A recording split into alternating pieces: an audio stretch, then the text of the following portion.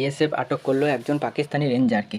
আমি এখানে বলে রাখি যে রাজস্থান বর্ডারে সন্দেহজনকভাবে ঘোরাঘুরি করছিল এই পাকিস্তানি রেঞ্জার। সেই সময় বিএসএফের জওয়ানরা তাকে আটক করে এবং জিজ্ঞাসাবাদের জন্য তাকে এখন বিএসএফেরই হেফাজতে রাখা হয়েছে।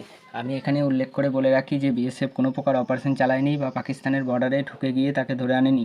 সেই জওয়ানটি ভারতীয় বর্ডারে চলে এসেছিলো এবং সন্দেহজনকভাবে ঘোরাঘুরি করছিল, হয়তো বা স্পাইং করছিল, তাই তাকে গ্রেপ্তার করা হয়েছে। এখানে অনেক নিউজ চ্যানেল ভুলভাল খবর রিপোর্ট করছে এবং বলছে বিএসএফ বিরাট অপারেশন চালিয়ে তাকে তুলে নিয়েছে, এরকম কিচ্ছু হয়নি।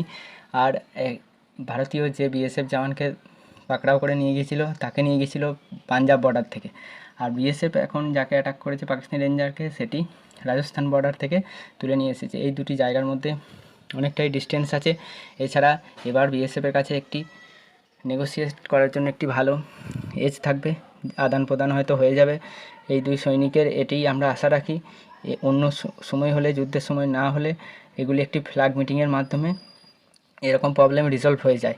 এখন দেখাই যাক ভারতীয় যে জওয়ান পাকিস্তানি রেঞ্জারদের ক্যাপচারে আছে, যার ছবি পাকিস্তানি রেঞ্জাররা প্রকাশ করেছে, এবং তিনি কত তাড়াতাড়ি মুক্তি পান সেটাই দেখার। তো এই ভিডিওটি শেষ অবধি দেখার জন্য অসংখ্য ধন্যবাদ।